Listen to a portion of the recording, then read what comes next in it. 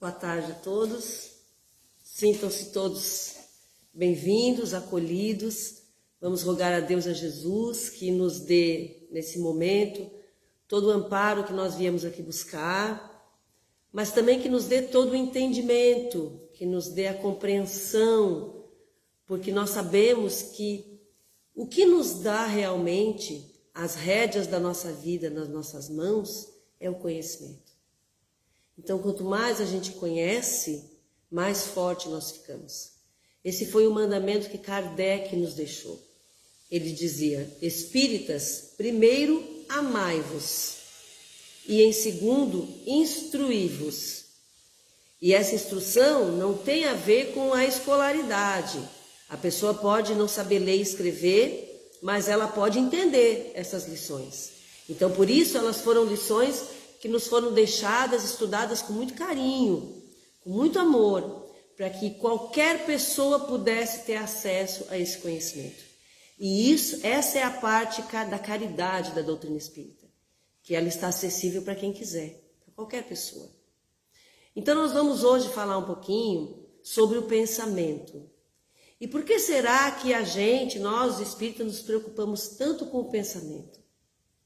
Imaginemos o seguinte: existe um ditado que diz assim, ó: dize-me que com quem andas que eu te direi quem és, não é isso? Me diz com quem tu andas que eu te digo quem tu és. Ok. Na doutrina espírita, esse pensamento tem que ser um pouquinho modificado. A gente poderia dizer assim: dize-me o que é que tu pensas e eu te direi com quem tu andas. Porque o nosso pensamento, ele é a materialização do que nós somos. O pensamento reflete o que nós somos. Então, imaginemos o seguinte: o Livro dos Espíritos nos diz que quando nós pensamos, nós jogamos todo esse nosso pensamento para uma parte do nosso perispírito, que ela está ao nosso redor, que é o nosso duplo etérico, que alguns chamam de aura, que é aquela parte, luminosa, que muda de cor dependendo da intenção da pessoa, dependendo da sua vibração. Então, quando nós pensamos, nós projetamos o nosso pensamento como se fosse uma tela nesta aura, nesta parte do nosso perispírito que está ao nosso redor. E o pensamento, ele é a representação do que nós somos. Então, imaginemos uma pessoa que é por fora muito educada, muito polida, muito reservada, muito quietinha, muito boazinha, mas lá por dentro, no seu pensamento, ela está pensando uma série de coisas, planejando uma porção de vinganças, imaginando, mesmo que ela não venha concretizar. Porque nós sabemos que, lembrando aqui a mensagem que a Síria leu aqui, que fala dos cordeiros e dos lobos, Jesus dizia que nós fôssemos cordeiros e nos mandaria aos lobos, mas que nós não precisávamos nos preocupar com isso. E por quê? Porque só lobos caem em armadilhas para lobos. Então o cordeiro não vai cair numa armadilha que foi preparada para um lobo. Então isso significa que, independente do que a pessoa esteja tramando, se o outro não merecer, ele não receberá. Então, o nosso pensamento, ele é extremamente criador. Aliás, ele é um poderoso criador. Emmanuel diz que tudo que nós produzimos no nosso pensamento, na nossa casa mental, é questão de tempo para se materializar no plano físico. Então nós temos que ter bastante cuidado com o que nós pensamos. Mas tem limite. E é o limite do merecimento do outro. Então, se nós projetamos coisas ruins para os outros, Essas criaturas podem até receber? Podem, mas se for do merecimento delas. Se não for, o plano espiritual não permitirá. Então isso para nós também nos dá uma segurança de que se nós estamos agindo dentro dos parâmetros do bem, dentro das regras da lei de amor e caridade, nós não precisamos ter essa preocupação que o outro vai nos prejudicar. A ação do outro tem limite. O limite vai até onde nós temos o compromisso com aquilo. E tudo isso tem origem no pensamento. Então pensemos o seguinte, eu costumo dizer assim, quando a gente faz os estudos aqui na casa, eu costumo dizer assim, se vocês não lembrarem de nada que eu falar hoje, mas se vocês guardarem essa informação, lembrem que a mente está no comando de tudo. Já valeu a vinda. Então, o nosso pensamento é produto da nossa mente, e a mente somos nós como espíritos, ok? Então, todo o nosso pensamento, ele é uma produção do que eu sou como espírito. Então, se nós quisermos fazer uma análise sobre nós mesmos, como dizia Sócrates, conhece-te a ti mesmo, né? Como é que você anda? Eu ando bem. Como é que tá? Normalmente as pessoas pensam assim, eu ando bem assim. Não tá faltando saúde, não tá faltando dinheiro, né? Tá tudo mais ou menos dentro dos conformes, a gente tá conseguindo lidar. Tá tudo bem. Isso é suficiente? Para nós, não. Ao contrário. Você pode estar com pouca saúde, você pode estar com pouco dinheiro, mas se dentro da sua mente, o seu pensamento estiver educado, estiver voltado para o bem, você estará bem. Mesmo que ao redor as coisas não estejam assim tão bem, ou aparentemente não estejam tão bem. Então, inclusive, quando as adversidades surgem e nós estamos perto de algum problema, estamos com alguma preocupação, esse é o verdadeiro teste para que o plano espiritual veja em nós também, se nós estamos fortes diante do desafio. Porque o nosso pensamento, nós não permitimos que o nosso pensamento enverede pelos caminhos da preocupação, que é algo que nos enfraquece. Então eu tenho um conhecido que ele é psiquiatra e que ele diz assim, a mente humana é o pior lugar para a gente se perder. O que ele quer dizer com isso? Que a nossa mente, dentro da nossa mente, que é os padrões mentais, os padrões de pensamento, nós temos que ter muito cuidado, porque é muito fácil da gente estar por um caminho e de repente a gente desviar para outro. Não acontece, por exemplo, a gente estava comentando isso aqui antes, não acontece você está lendo alguma coisa, né? Você começa a ler e de repente, durante a leitura, aquela leitura te remete a um pensamento que está fora daquilo ali. E você vai, acompanha o pensamento, daqui a pouco você não sabe mais o que estava lendo, isso não acontece? Às vezes até a pessoa quando está fazendo a prece, começa a orar pelo fulano, daqui a pouco aquilo remete a um outro pensamento, que remete a outro, daqui a pouco você nem lembra mais do que estava pensando no início. Então vejam como é fácil da gente se perder nesses labirintos do pensamento.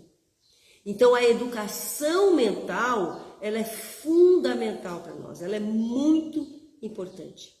Porque tudo que eu falo, tudo que eu faço, ele tem origem no pensamento.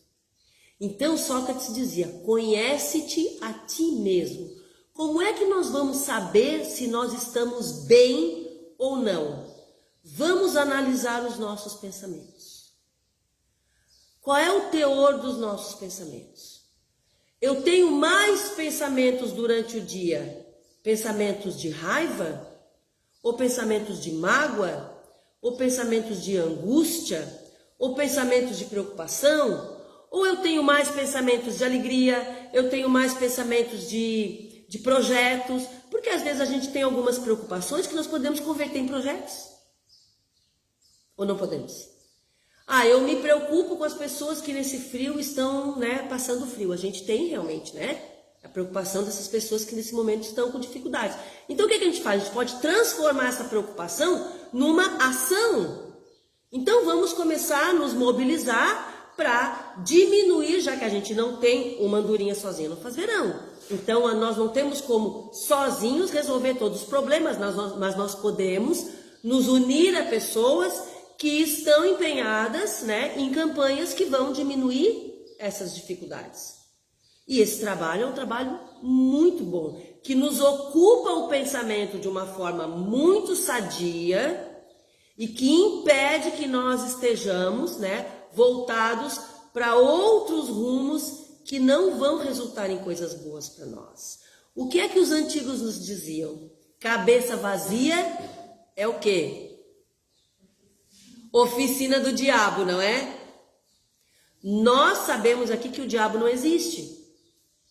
O diabo não existe. Para o espiritismo, o diabo, a figura do diabo não existe. A palavra demônio, que vem de daimon, é uma palavra que criaram, porque daimon significava espírito.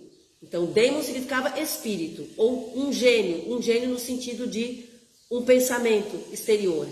Então, só que dessa palavra daimon mudaram para demônio. Então, na verdade, demônio não existe, tá? Imaginemos que se um dia houve um demônio, vamos supor, né? Vamos fazer de conta que um dia Deus deu uma mancada, né? E deu um vacilo com um lá, vamos supor, né? Ou seja, nós pensando num Deus que é a perfeição absoluta, mas teve um que ele deixou escapar. Mas vamos fazer de conta que isso possa ter acontecido. Pela lei da reencarnação e da evolução, ele já estaria mais ou menos assim como nós. Já teria evoluído. Então nós não podemos admitir, né, que um espírito que já atingiu a perfeição angelical, de repente, regrida. Não, esqueça isso. O que nós temos que temer, sim, é a sombra que ainda habita em nós. E qual é o tamanho da sombra que ainda habita em nós? Melhor hora da gente descobrir é quando nós somos contrariados. Tem aquela pessoa que diz assim, eu sou muito boa, mas não pisa no meu calo. É boa? É boa ou não é? Porque se você é bom de fato, a pessoa pisa no calo e você segura. Por quê?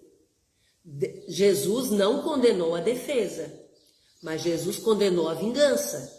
Então defender-se pode, é lícito, tá valendo. Mas vingar-se, não. E nós precisamos, inclusive, pensar nas nossas atitudes. Se as nossas atitudes são de defesa ou se as nossas atitudes são de vingança. Ela me fez uma coisa. Eu não gostei. Não falei nada na hora. Mas eu estou esperando quietinha o momento em que ela vai dar uma pisada de bola e diz, tá vendo? Olha quem é você. Entendeu? Isso é vingança. A gente não vê dessa forma. Mas isso é vingança. Esperar pela falha do outro para poder jogar para ele de volta o agravo, isso é vingança. Tudo bem que nós já estamos num patamar diferente, né? Eu gosto de uma frase que a Sandra uma vez falou, que nunca me esqueço, assim, certas coisas não nos cabem mais. Isso para nós não serve mais. Então nós já não temos mais aquela coisa da vingança física, né? Nós não temos mais isso. Mas nós ainda temos muito dessa vingança, pequenas vingancinhas morais. Isso são coisas que mostram como o nosso pensamento ainda é contaminado.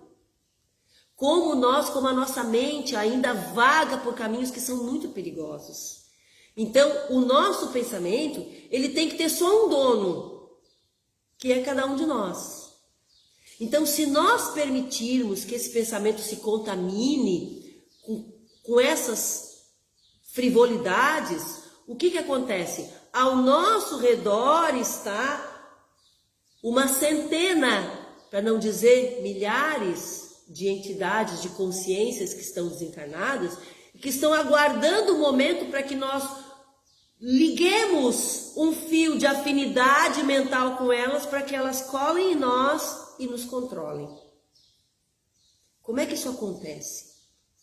As pessoas normalmente só percebem que o seu pensamento não lhe pertence mais, que é outra pessoa que controla, tá? Quando elas começam a fazer coisas que realmente elas pensam assim, meu Deus, eu não sei como é que eu fiz isso. Aí que ela vê que não está mais no controle. E nesses casos, Tem como reverter? Tem, mas é mais difícil. Então como é que a gente faz? A gente começa os ajustes enquanto estamos senhores do nosso pensamento. Vamos fazer os ajustes da seguinte forma. Todo mundo aqui sabe quando está fazendo uma coisa certa e quando está fazendo uma coisa errada, né? Todo mundo sabe, todo mundo tem esse discernimento. Até uma criança pequena sabe. Uma criança pequena, se ela for fazer uma coisa errada, o que ela faz? Ela se esconde para fazer, não é? Porque ela sabe que está errado. Então é a criança que esconde a mão, pegou uma coisa que não era para pegar, você vai, ela esconde, né? Então, todos nós já nascemos com esse discernimento entre certo e errado.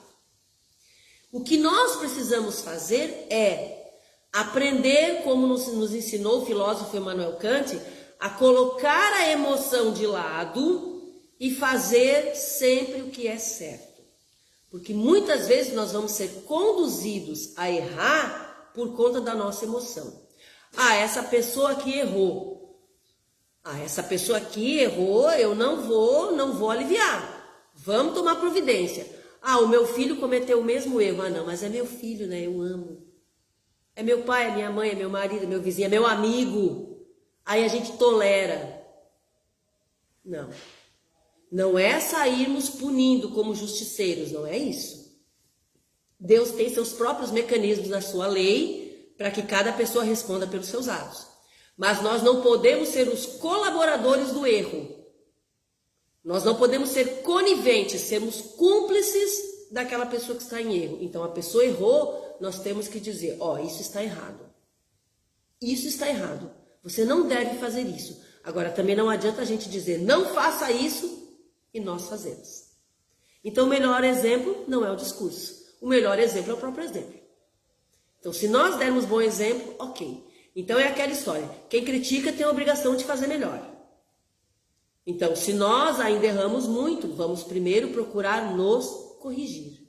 À medida que nós formos nos corrigindo, nós vamos conseguindo um pouquinho de moral para a gente poder ir orientando, auxiliando os demais. Não apontando o dedo, porque aí também, né, nós estamos, na verdade, condenando. Vocês entendem que é uma linha muito fina que separa isso tudo? O orientar do condenar é uma linha muito fina. Mas nós estamos aqui encarnados nesse planeta para aprender essas diferenças. A vida, a vivência na carne é riquíssima. O plano material é riquíssimo para nos dar essa experiência. Porque é aqui que nós temos oportunidade de encontrar essas situações. E aí, quando nós vemos, nós temos que pensar, peraí, como é que eu vou intervir sem condenar? Como é que eu vou intervir de forma a orientar? Como é que eu vou fazer com que essa pessoa perceba que ela se equivocou e que daqui para frente ela tem que começar a mudar o seu padrão de pensamento e depois de atitude? Porque não adianta você criticar ou orientar a atitude e você não orientar essa pessoa a moldar o seu pensamento. Lembrem-se, o nosso pensamento, quando ele é produzido, ele é projetado igual uma tela de televisão, tá? E os espíritos que estão ali, não todos, espíritos inferiores não conseguem ver, mas espíritos superiores conseguem.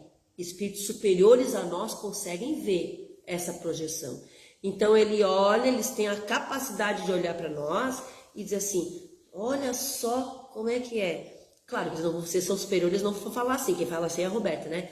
Mas é como se eles dissessem assim, olha só, essa pessoa tem esse procedimento, mas o pensamento dela não tem nada a ver com isso.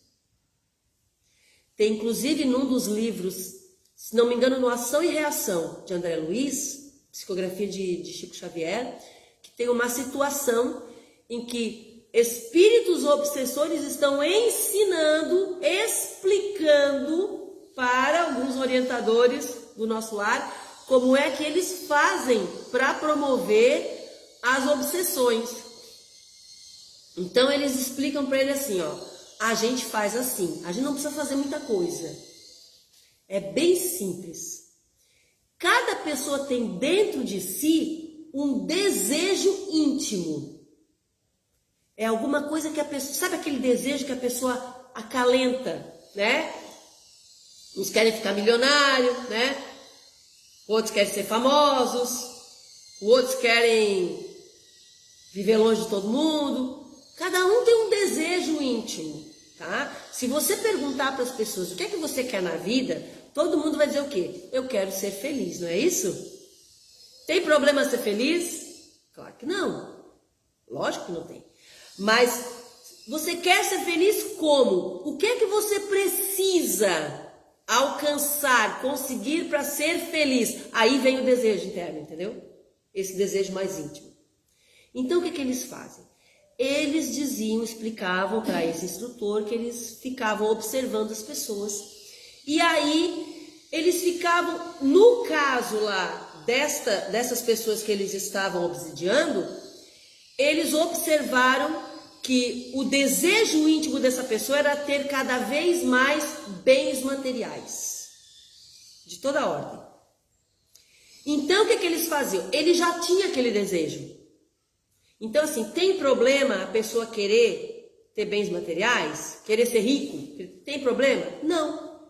Se a pessoa for trabalhar para isso, trabalhar muito, porque dinheiro não cai do céu, né? Porque se caiu lá em casa não caiu nem ainda, né? Caiu no vizinho. Mas a pessoa trabalhar, a pessoa se esforçar, a pessoa dar duro e tal, e chegar lá e alcançar e conseguir, mérito seu, ok. Agora, a pessoa querer aquilo e se utilizar, porque a pessoa, pelo seu caráter, ela se utiliza de métodos que não são dignos, é isso que eles observam. Então, eles observaram que esta pessoa tinha este desejo íntimo e não era uma pessoa de bom caráter. Era uma pessoa que toda vez que ela pudesse, digamos, passar a perna em alguém para conseguir alguma coisa, ela fazia. E nessa questão havia uma disputa de um córrego que passava entre duas propriedades. Então ali, o que eles fizeram? Eles se utilizaram daquele desejo que a pessoa tinha e eles começaram a incutir nessa pessoa pensamentos de que ela fosse lá e matasse aquele outro da outra propriedade. E aí o que acontecia? Mata o proprietário, a família fica desamparada, fica desnorteada, vai lá, oferece um dinheiro, pega e consegue o que quer. Então, vejam bem, por que essas criaturas, que são criaturas ainda doentes, um dia deixarão de ser? Mas naquele momento ali, ainda eram doentes espirituais. Por que eles se ligaram, conseguiram se ligar a essa pessoa que foi obsidiada? Pelo teor dos pensamentos dele. Então, pelo teor do pensamento, ele escancarou uma porta para que eles pudessem chegar ali. E acontece assim. Ditou normal. Como se eu fosse normal, né? Estamos normal. Aí, de repente, uma pessoa vem e faz uma coisa que me deixa com muita raiva.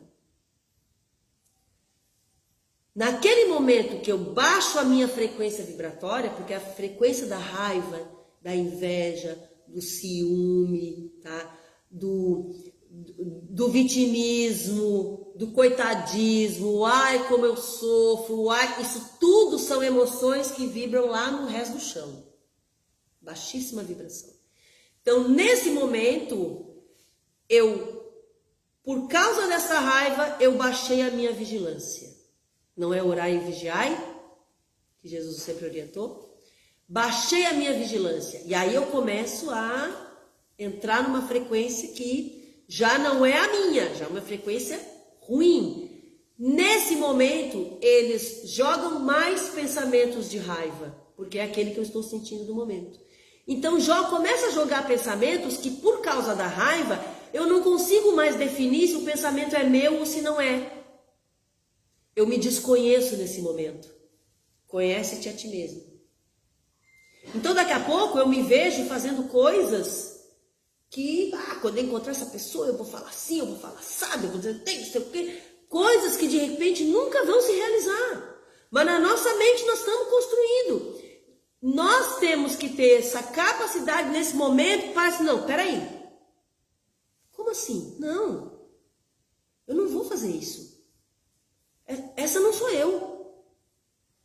Se eu encontrar a pessoa de novo fizer... Não, o que eu vou fazer? Eu vou me afastar. Enquanto eu não conseguir resolver, eu vou afastar até que eu encontre um outro meio. Aí eu volto para o meu cerne. Entenderam?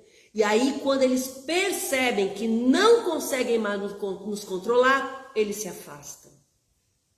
Mas vejam que isso pode acontecer numa fração de segundo, em que nós deixamos a nossa vigilância cair por pouquíssimo tempo.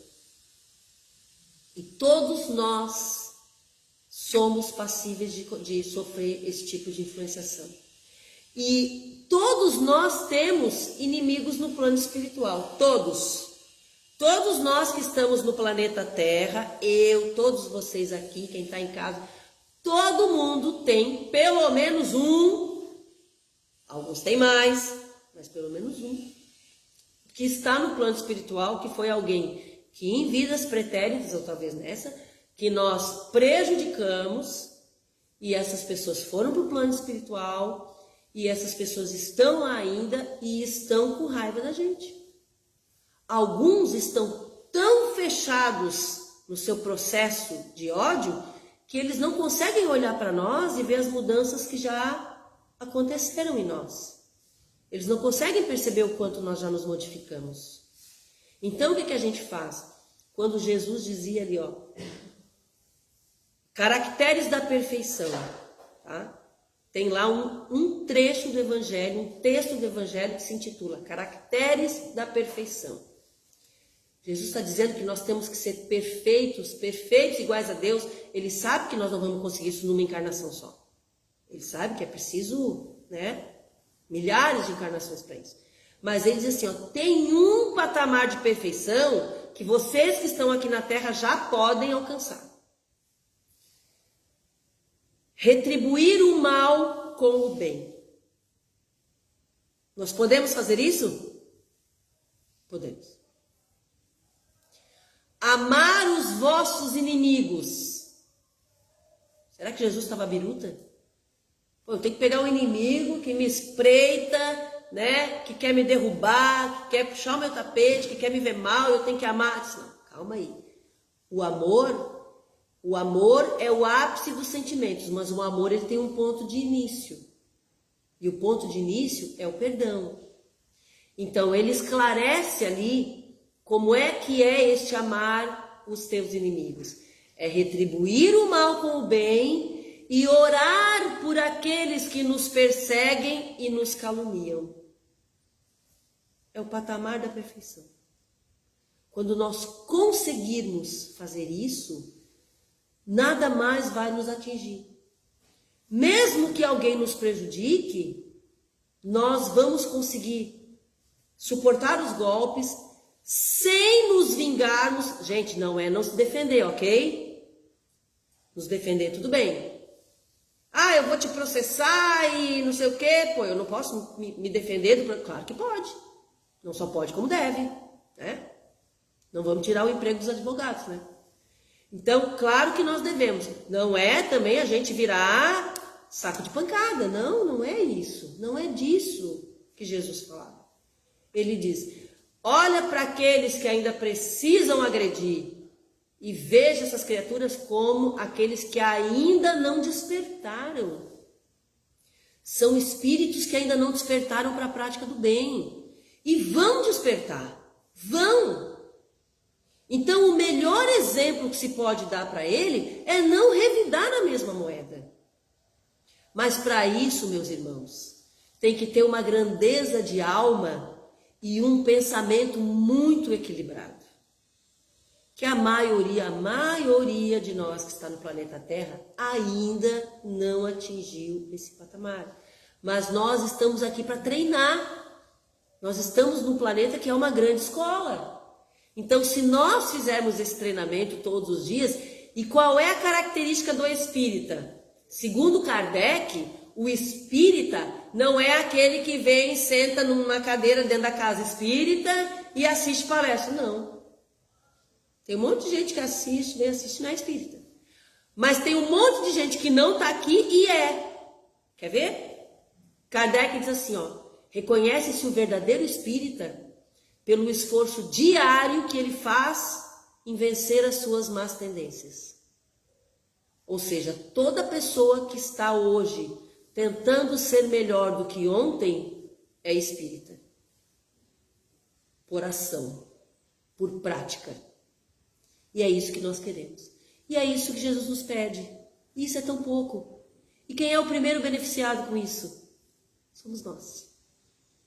E aos poucos a gente vai percebendo que com essa prática a gente vai se sentindo cada vez mais forte, a gente vai se sentindo cada vez melhor, cada vez menos coisas conseguem nos abater, cada vez menos coisas conseguem nos derrubar, cada vez menos nós somos influenciados por inimigos invisíveis, porque eles percebem, eles olham para nós e vêem nas nossas atitudes e no nosso pensamento que está ali, né, aparecendo, eles percebem que não adianta mais. Como diz Paulo de Tarso, o objetivo é que Jesus viva em nós. Então, depois que essa semente já vingou, que a planta já pegou, não tem mais o que fazer. Ninguém arranca mais de nós. Eu quero agradecer a paciência de vocês terem me ouvido. Rogo a Deus, a Jesus, a todo o plano maior, que nos abençoe a todos, nos proteja, nos ilumine. Que essas bênçãos se estendam a todos aqueles que nesse momento a nossa mente consegue atingir nos dois planos da vida. Que Deus abençoe e proteja a todos aqueles que nos amam, que nos apoiam e abençoe igualmente, sem distinção, aqueles que ainda não nos amam e nos perseguem. Que assim seja.